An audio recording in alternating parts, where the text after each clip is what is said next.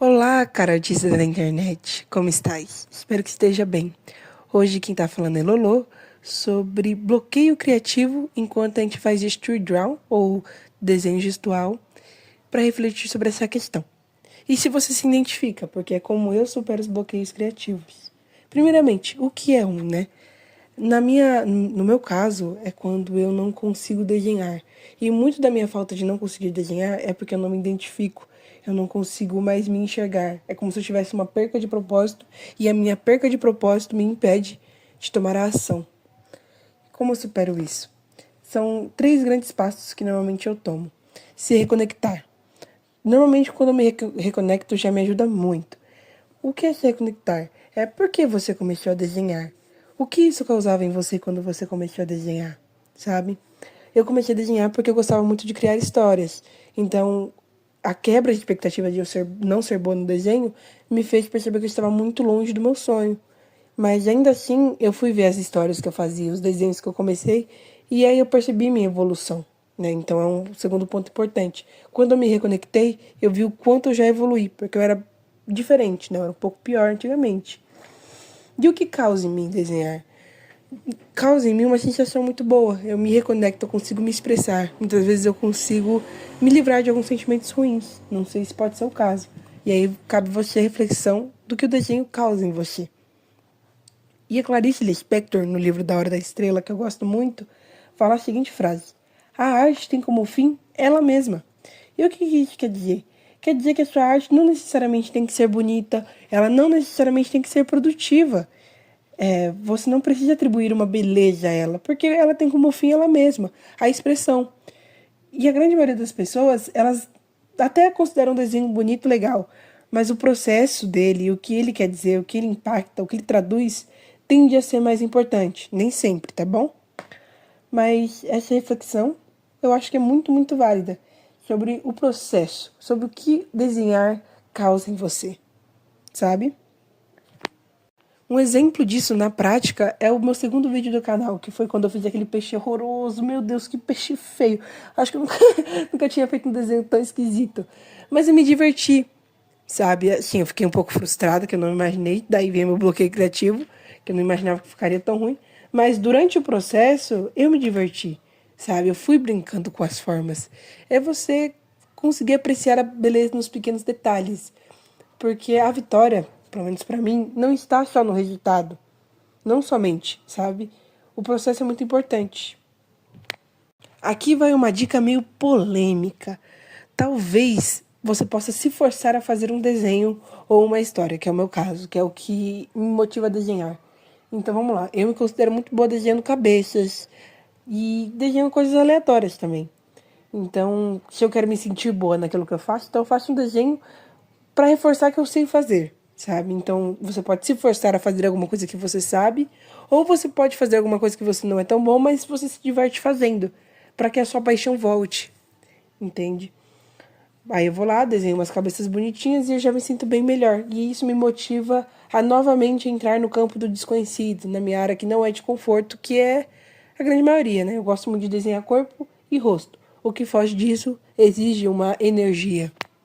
E eu vi um vídeo muito bom que fala que o equilíbrio para você continuar desenhando é você fazer aquilo que sai da sua zona de conforto, mas aquilo também que te faz sentir bom. Porque se você só se maltratar, se você só quiser se desafiar, você talvez perca a essência, talvez você perca o sentido naquilo que você está fazendo, porque o sentimento se torna muito mais de cobrança do que prazer. E aí pode ter consequências terríveis, né? Então, por favor, seja um pouquinho mais gentil consigo mesmo. Sei que alguns iniciantes podem estar me ouvindo e podem falar assim: ah, Lolo, mas eu não sou bom em nada de desenho, eu tô começando agora. E eu, como é que você me fala para me forçar a fazer alguma coisa que eu não sou bom?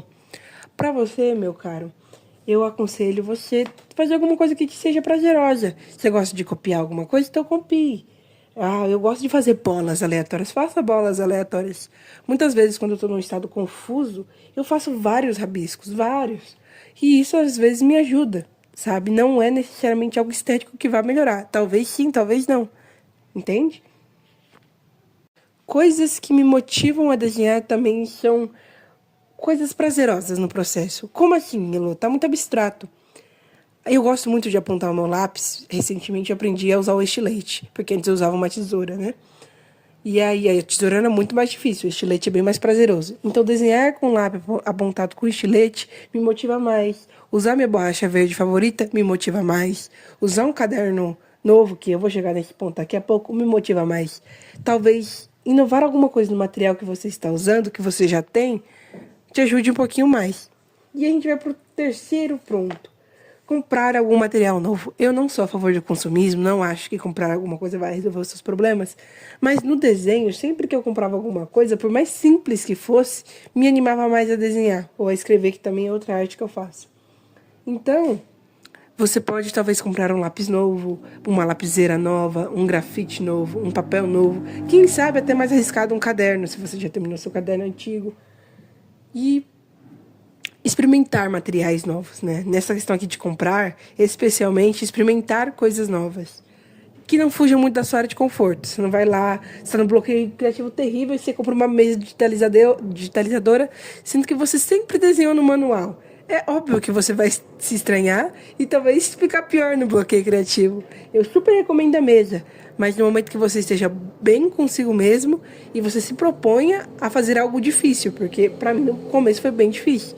Eu demorei papo de uns 6 meses desenhando direto com a mesa para conseguir me acostumar. E vira e mexe, eu fico muito tempo sem mexer e aí eu desacostumo de novo. Só que aí demora um mês mais ou menos para pegar.